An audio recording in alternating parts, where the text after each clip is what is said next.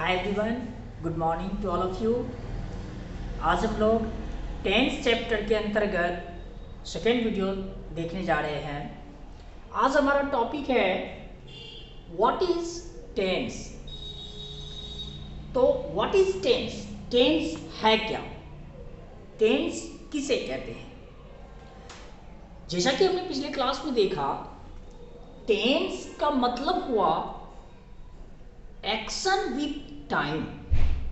Action with time यानी कोई भी काम, कोई भी क्रिया जो हम करते हैं वो किस समय में करते हैं, किस समय में किए या किस समय में करेंगे, इस बात को इंडिकेट करना ही टेंस है।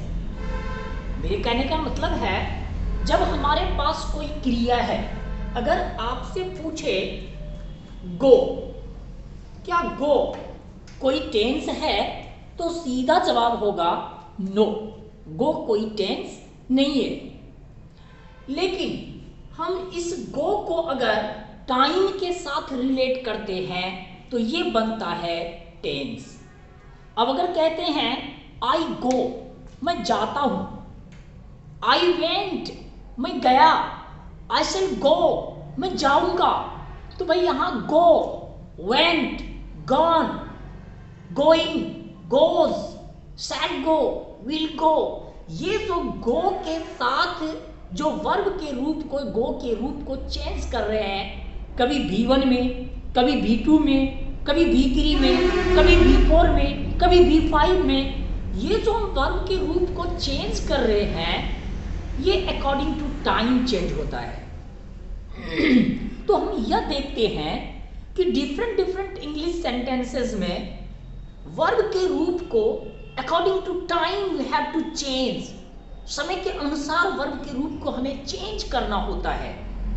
और आपके डिफरेंट डिफरेंट कॉम्पिटिटिव एग्जाम्स में जो क्वेश्चंस पूछे जाते हैं या आपके बोर्ड एग्जाम्स में जो क्वेश्चंस पूछे जाते हैं, उसमें क्या क्वेश्चंस पूछे जाते हैं? तो आपको एक इंग्लिश सेंटेंस डाल दिया गया, इंग्लिश सेंटेंस रख दिया गया, इंग्लिश सेंटेंस को किसी टाइम के साथ रिलेट किया गया, किस टाइम में उस एक्शन को, उस स्थिति को दिखाना है, और उससे रिलेटेड वर्ब के फॉर्म्स को पुट कर दिया गया। A, B, C, D 4 विकल्प में डाल दिया गया। अब कहा उनमें से कौन सा एप्रोप्रिएट वर्ब फॉर्म उसमें लगाया जाएगा, आप इसको आंसर बनाओ। तो यही है टेंस।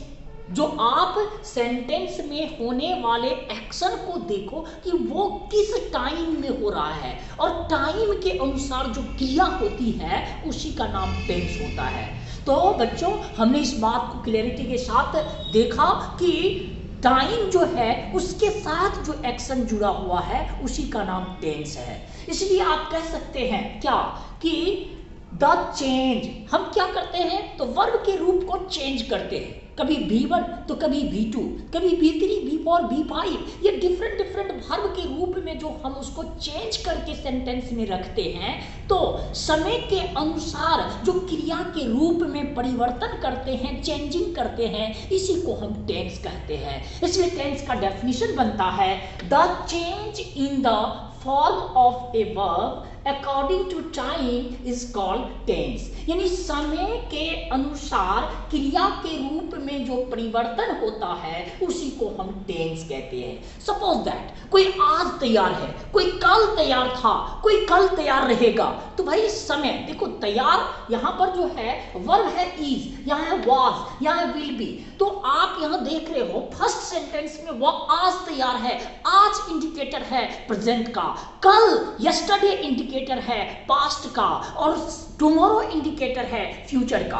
तो जिस इंग्लिश सेंटेंस में टुडे लग गया है वो प्रेजेंट का इंडिकेटर है, जिस इंग्लिश सेंटेंस में यस्टरडे लग गया वो पास्ट का इंडिकेटर है, और जिस इंग्लिश सेंटेंस में टुमारो लग गया वो फ्यूचर का इंडिकेटर है। तो आप देखोगे कि जो एक्शन प्रेजेंट में होता है उसके लिए प्रेजेंट टेंस का रूप, वर्ब का रूप चलेगा, जो एक्शन पास्ट में हुआ उसके लिए पास्ट वर्ब रूप चलेगा, और जो एक्शन फ्यूचर में होगा उसके लिए फ्यूचर वर्ब रूप चलेगा।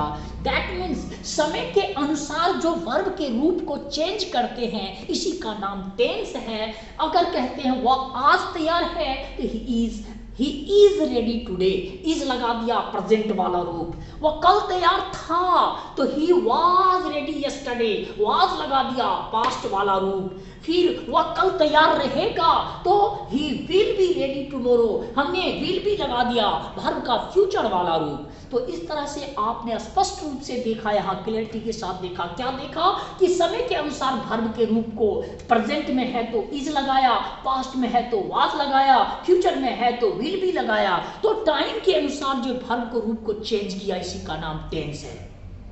तो आप टेंस का परिभाषा जान गए, टेंस क्या होता है। अब चूंकि टाइम के अनुसार टेंस बनता है तो टाइम हमारे पास तीन है, एक प्रेजेंट है, एक पास्ट है, एक फ्यूचर है। So we have three time, present, past and future.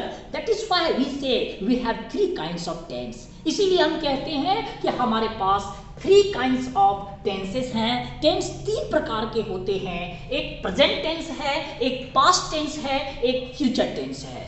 तो प्रेजेंट टाइम से जुड़े जितने भी एक्शंस होंगे वो प्रेजेंट टेंस, पास्ट टाइम से जुड़े जितने भी एक्शंस होंगे वो पास्ट टेंस, और फ्यूचर टाइम से जुड़े जितने भी एक्शंस होंगे वो फ्यूचर टेंस।